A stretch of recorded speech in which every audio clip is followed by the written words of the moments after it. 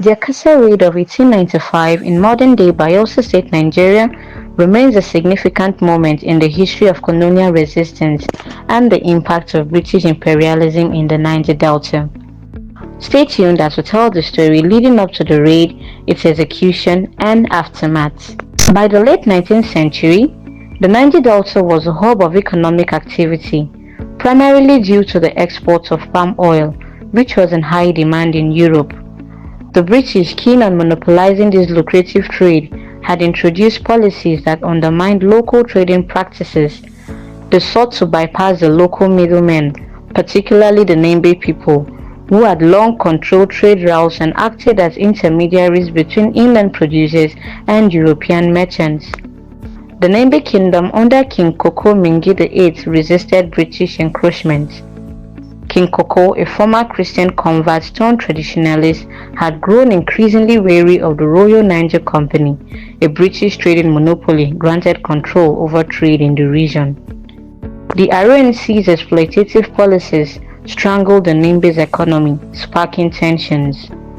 By 1894, the conflict reached a boiling point.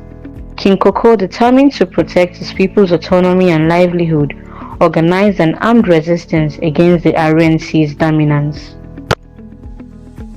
On January 29, 1895, King Koko launched a surprise attack on the RNC's headquarters in Akassa, a strategic port town in present-day Bayelsa State.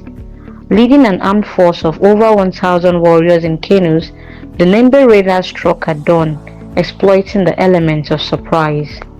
The attack was swift and devastating. The raiders overpowered the RNC's defenses, killing over 50 British and African employees, destroying properties and looting warehouses stocked with trade goods. They also captured several European hostages, including senior RNC officials. The raid sent shockwaves across the British colonial establishment. It was one of the most audacious acts of defiance against British economic and political control in West Africa. The British response was swift and brutal. Viewing the Akassa Raid as an attack on their authority, the colonial government dispatched a naval expedition to punish the Nembe Kingdom. In February 1895, British warships bombarded Brass, the Nembe capital, with heavy artillery, destroying the town and killing hundreds of civilians. King Koko fled into the creeks, evading capture, but the Nembe Kingdom was left in ruins. The British declared King Koko an outlaw and imposed harsh penalties on the survivors, effectively ending the Nembe people's resistance. The Akassa Raid and its aftermath marked a turning point in the history of the Niger Delta. It highlighted the lengths to which colonial powers would go to suppress local resistance and maintain control over resources. The destruction of Brass also demonstrated the devastating impact of British imperialism on indigenous communities. King Koko's resistance became a symbol of defiance against oppression.